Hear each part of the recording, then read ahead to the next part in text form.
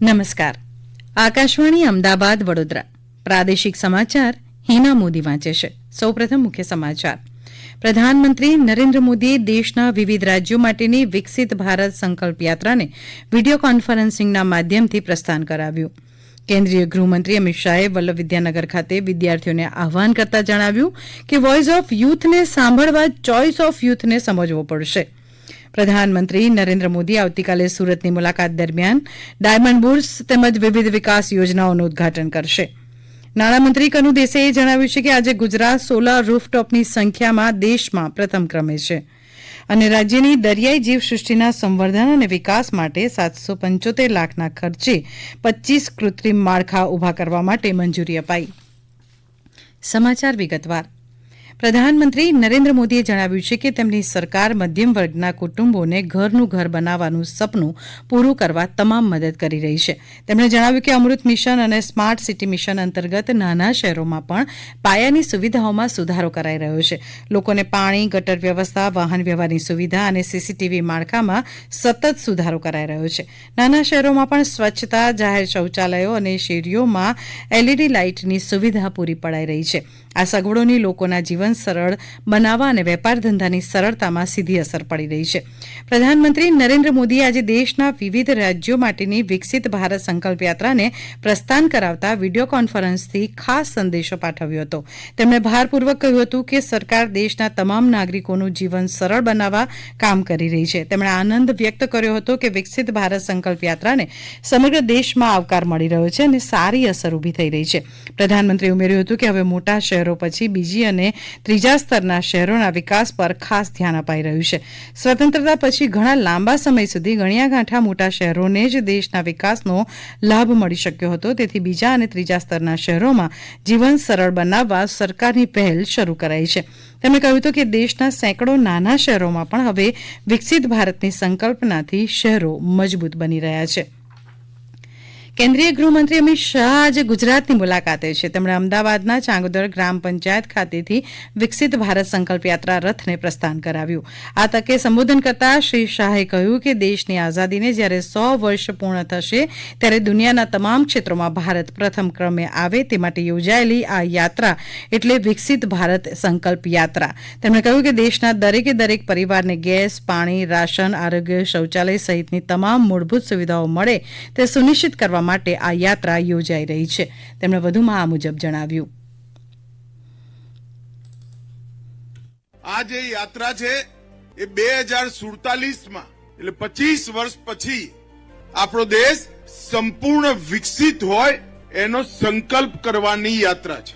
મોદી સાહેબે આ 10 વર્ષની અંદર અનેક ક્ષેત્રોમાં પરિવર્તન કર્યા. હું દેશભરમાં ફરું છું, અનેક પ્રકારના સંમેલનોમાં, મીટિંગોમાં, ક્યારેક ડોક્ટરોનું હોય, ક્યારેક એન્જિનિયરોનું હોય, ક્યારેક ચાર્ટ એકાઉન્ટન્ટનું હોય, ક્યારેક ઉદ્યોગપતિઓનું હોય, ક્યારેક પત્રકારોનું હોય. દરેક ક્ષેત્રની અંદર નરેન્દ્રભાઈએ ખૂબ મોટું પરિવર્તન. કેન્દ્રીય ગૃહ અને સહકાર મંત્રી અમિત શાહે જણાવ્યું કે સરદાર વલ્લભભાઈ પટેલ ન હોત તો દેશનું અસ્તિત્વ જ ન હોત. તેમના વગર દેશનો નકશો સંભવ ન હોત.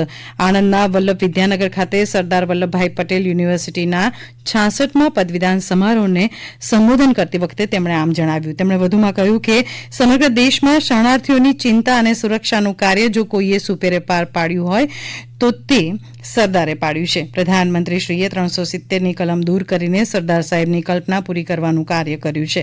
તેમણે કહ્યું કે સરદાર જેવા વિરાટ વ્યક્તિને જોઈએ તેટલું સન્માન ભૂતકાળમાં મળ્યું નથી, પરંતુ પ્રધાનમંત્રી નરેન્દ્ર મોદીએ વિશ્વની સૌથી ઊંચી પ્રતિમા બનાવીને તેમનું સન્માન કર્યું છે. વિદ્યાર્થીઓને આહવાન કરતા શ્રી શાહે કહ્યું કે વિદ્યાર્થીઓએ જીવનમાં ઓછામાં ઓછો એક સંકલ્પ કરવો જોઈએ અને પોતાના વ્યક્તિત્વને ઘડવું જોઈએ. તેમણે કહ્યું કે દેશના 130 કરોડ લોકોના નાના સંકલ્પોનો સરવાળો મહાન ભારતની રચના કરવા માટે સહાયરૂપ બનશે. વિકસિત ભારત અંગે શ્રી શાહે કહ્યું કે 2047ની કલ્પનાના વિકસિત ભારતને જમીન પર ઉતારવું હશે તો વોઇસ ઓફ યુથને સાંભળવો પડશે અને ચોઇસ ઓફ યુથને સમજવો પડશે.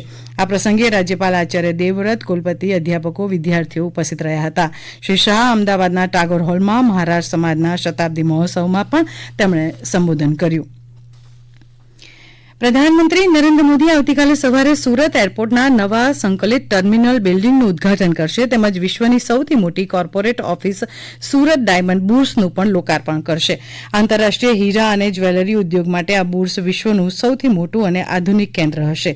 સત્તાવાર યાદી મુજબ અંદાજિત 3400 કરોડ રૂપિયાના ખર્ચે 35.54 એકર જગ્યામાં નવનિર્મિત ડાયમંડ બુર્સ ડાયમંડ ટ્રેડિંગનું ગ્લોબલ સેન્ટર બનશે. અહીં 27 ઇન્ટરનેશનલ જ્વેલરી શોરૂમ નિર્માણ પામશે, જેમાં દેશ વિદેશથી આવતા વેપારીઓ તેમના પરિવારજનો ડાયમંડ જ્વેલરી ખરીદી શકશે.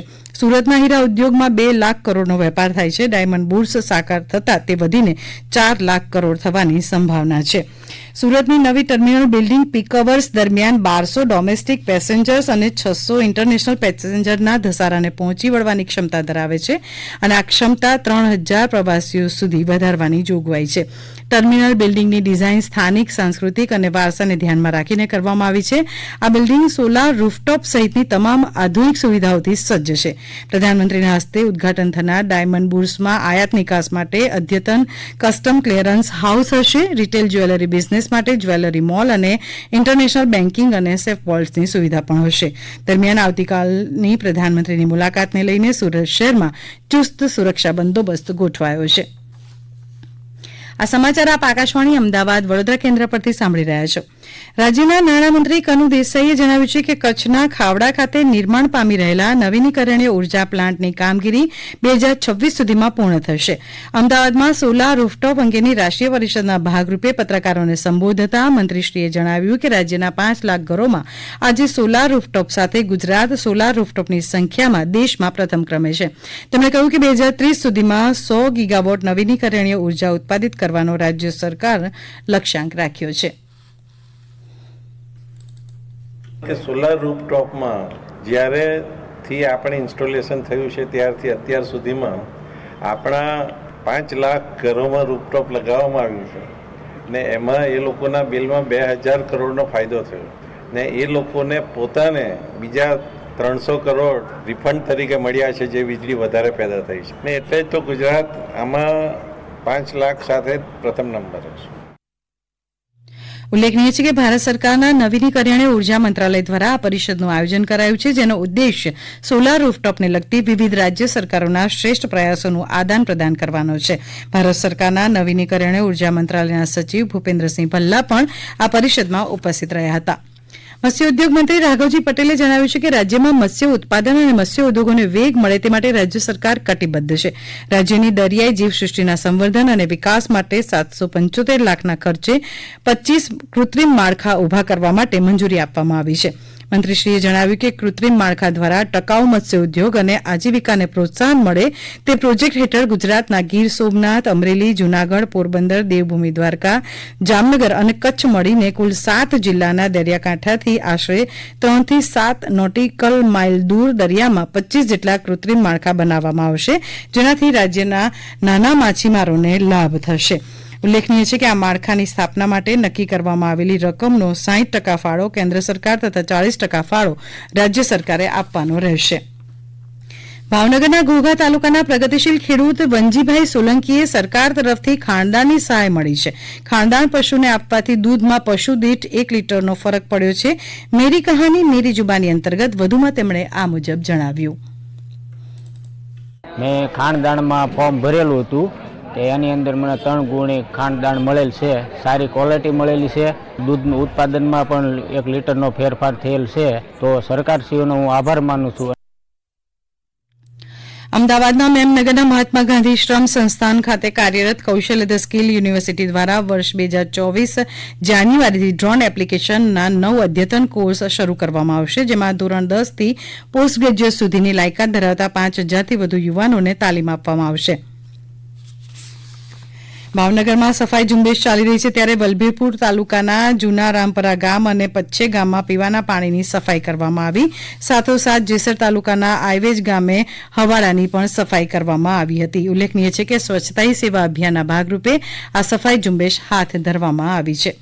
ગુજરાત ટેકનોલોજીકલ યુનિવર્સિટી અને ઇસરો દ્વારા 6ઠ્ઠી સ્માર્ટ ઇન્ડિયા હેકાથોન 2023 આગામી 19 ડિસેમ્બરને મંગળવારે અમદાવાદ ખાતે યોજાશે. મુખ્યમંત્રી ભૂપેન્દ્ર પટેલ અને શિક્ષણ મંત્રી ઋષિકેશ પટેલ આ કાર્યક્રમમાં ખાસ ઉપસ્થિત રહેશે. તાપી જિલ્લાના વ્યારા ખાતે district development coordination and monitoring committee દિશાની બેઠક યોજાઈ ગઈ. તો બોટાદમાં પાળિયાદ રોડ પર નવી એસબીઆઈ લાઈફ ઇન્સ્યોરન્સ શાખા શરૂ કરવામાં આવી. ગુજરાતમાં 49મી બ્રાન્ચ શરૂ થઈ છે. અંતમાં મુખ્ય સમાચાર ફરી એકવાર. પ્રધાનમંત્રી નરેન્દ્ર મોદીએ દેશના વિવિધ રાજ્યો માટેની વિકસિત ભારત સંકલ્પ યાત્રાને વિડીયો કોન્ફરન્સિંગના માધ્યમથી પ્રસ્થાન કરાવ્યું. કેન્દ્રીય ગૃહમંત્રી અમિત શાહે વલ્લભ વિદ્યાનગર ખાતે વિદ્યાર્થીઓને આહવાન કરતા જણાવ્યું કે વોઇસ ઓફ યુથને સાંભળવા, ચોઇસ ઓફ યુથને સમજવો પડશે. પ્રધાનમંત્રી નરેન્દ્ર મોદી આવતીકાલે સુરતની મુલાકાત દરમિયાન ડાયમંડ બુર્સ તેમજ વિવિધ વિકાસ યોજનાઓનું ઉદઘાટન કરશે. નાણામંત્રી કનુ દેસાઈએ જણાવ્યું છે કે આજે ગુજરાત સોલાર રૂફટોપની સંખ્યામાં દેશમાં પ્રથમ ક્રમે છે અને રાજ્યની દરિયાઈ જીવસૃષ્ટિના સંવર્ધન અને વિકાસ માટે 775 લાખના ખર્ચે 25 કૃત્રિમ માળખા ઉભા કરવા માટે મંજૂરી અપાઈ. આકાશવાણી અમદાવાદ વડોદરા કેન્દ્ર પરથી પ્રાદેશિક સમાચાર પૂરા થયા.